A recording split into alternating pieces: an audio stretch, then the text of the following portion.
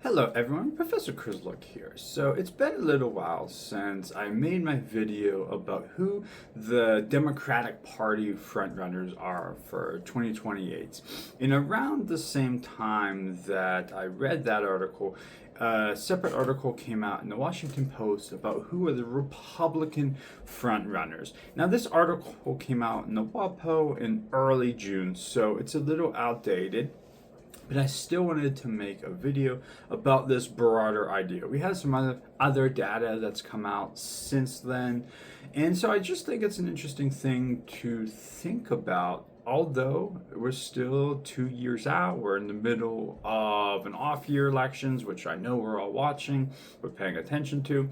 But who's the front runner for the 2028 Republicans is an interesting question, just like it was for the Democrats. So in our Democratic Party video, we talked about how there's this battle within the Democratic Party over what is the future of the Democratic Party.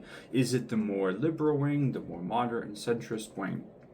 And we're seeing that play out with these primary elections where maybe some more progressive candidates are winning in places like New York and Philadelphia, here in Colorado. These same debates are occurring in the Republican Party. They might not be as front and center as the DNC. We see these debates every Wednesday when we wake up and we read about who won the primaries the night before. We are exposed to this debate within the Democratic Party. But trust me, these same debates are occurring in the Republican Party. This question about, okay, who follows Donald Trump? We know because of the 22nd Amendment, Donald Trump cannot run for another term as president, which means someone in the Republican Party has to fill that void, has to come next. So there's this massive debate within Republican Party politics, even if it's not front and center. Okay, who comes next? First, we can think of JD Vance. He's the sitting vice president, so that helps him a lot. It gives him this name recognition, this image recognition. We know he's playing a big role in the Iranian negotiations. We know he was picked by Donald Trump as his VP. So Vance can say, I have the MAGA movement behind me. Look, Trump picked me. I am part of the the whole movement that's in charge right now. So he has, again, this national visibility. He can get on TV. He can engage in international diplomacy. He has donor access. Of course, media attention. And a pretty developed and developing campaign network. When we think of Vance as a politician, he has embraced and adopted a lot of the Trump political style, from the populist rhetoric, from conflict with media, in a way that maybe he didn't have earlier in his career, or maybe other Republicans don't have. These attacks on elite institutions. If you read his new book that came out, these attacks on institutions that he calls elitist. These perceived appeals to working class and anti-establishment voters. What propelled Trump to victory and to a decade now of political dominance in the Republican Party, JD Vance is trying to seemingly trying to follow that path. So when we think about like some of the strengths Vance has, he does have the ability to say, I am Donald Trump's heir because he chose me as vice president. We know that there is a VP advantage for access, for attention, but we know with Kamala Harris that didn't translate into victory. Because as we always say, as we always talk about when we're talking about elections and we're learning about electoral politics, part of the struggle is getting people to come to the polls. It's not just getting your message out. It's not just Does your base agree with you? It's, can you get independents out? Can you get people to take time out of their day to come vote? And that is a struggle. So, okay. So we do know, and again, much of this video is building off of reporting from the Washington Post, which I'll try to remember to put down in the description. Vance does have some vulnerabilities. He will be closely tied with Trump's record. And if you're a MAGA voter or you're a Trump supporter, well, then that's a good thing. That's a benefit. That's something that Vance has on his side. But maybe for independents, for the GOP, who's maybe trying to siphon off some Democratic Party voters who maybe like some of the ideas of the Republican Party but really don't like Donald Trump, well, Vance being closely tied to Trump could actually hurt him. Maybe those independent voters who will fluctuate from one election to the next, Vance actually might have some of that negative feel that Trump has, and that could actually end up hurting him. Okay, so we'll see how JD Vance over the next year, over the next 2 years, kind of works to situate himself closely aligned with Trump, but maybe on some things that Trump starts to really suffer in the polls. Will we see Vance try to maybe move away from some of those policies? And that's a tough tightrope to walk. And we saw the Harris campaign was not able to do that.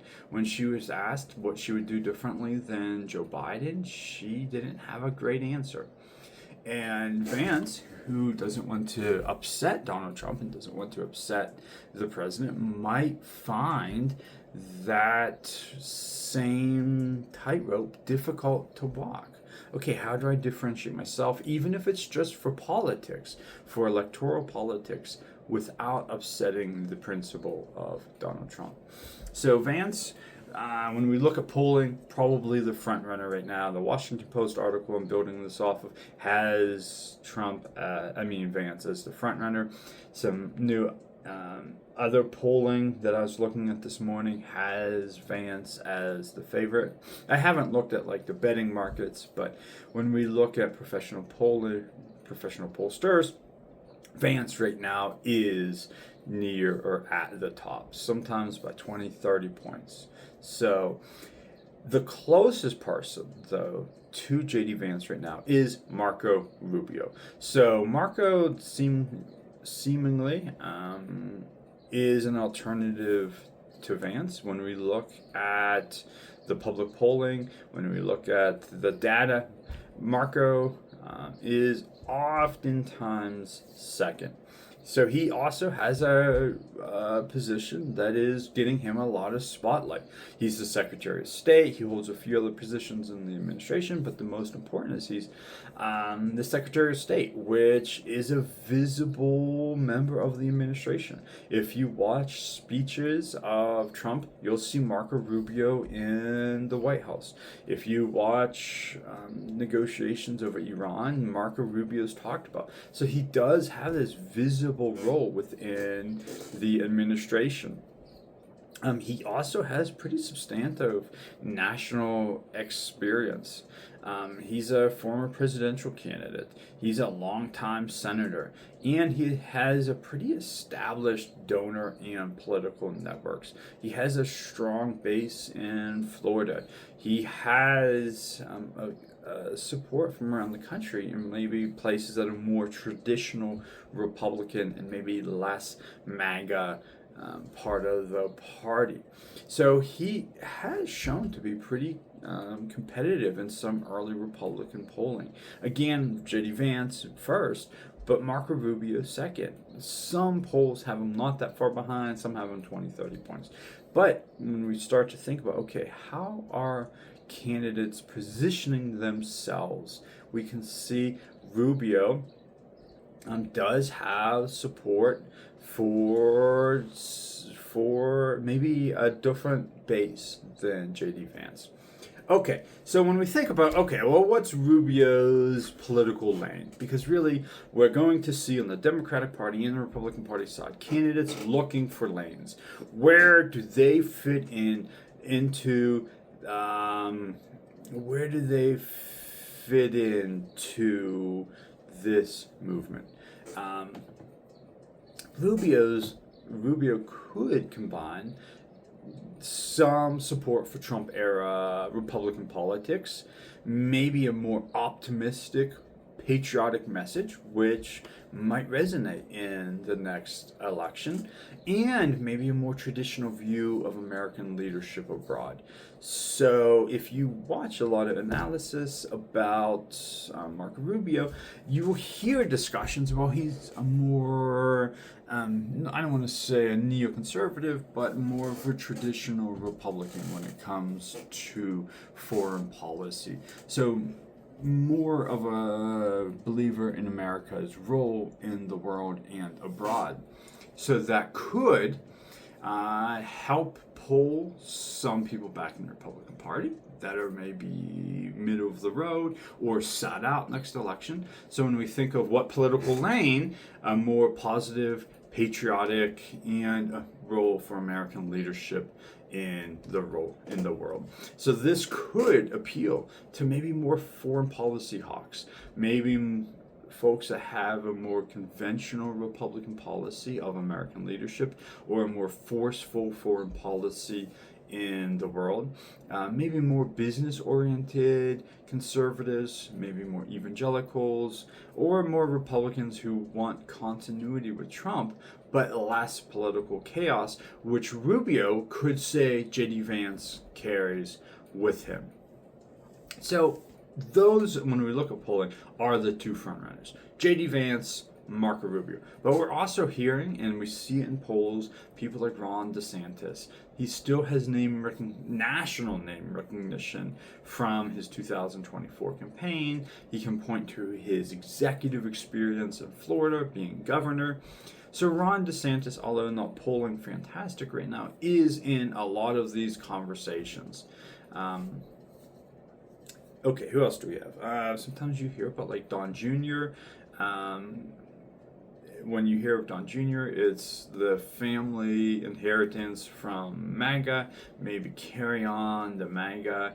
And when we look at polling, though, we know that would be a tall task, at least for now. We're 2 years out, a lot could change. We hear about Brian Kemp. Represents a possible conservative alternative to Trump-style politics.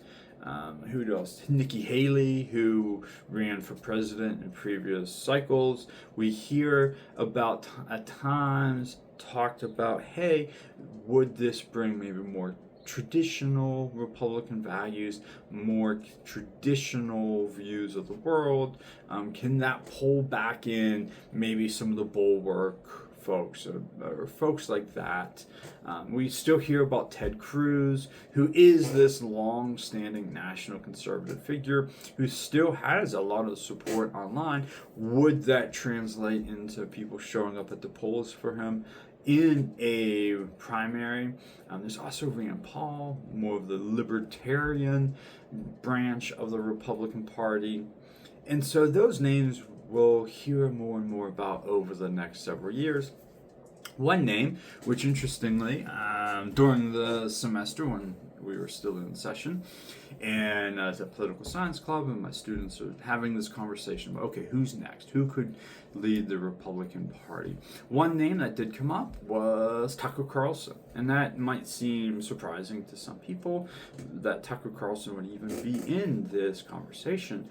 But he does have a lot of support, and I actually see it when I'm trying to read and listen to a pretty broad news feed. I see people on both sides of the political aisle who seemingly like Tucker Carlson because his criticism of American foreign policy. And so he does have a large conservative audience, as well as some more progressive pieces of support.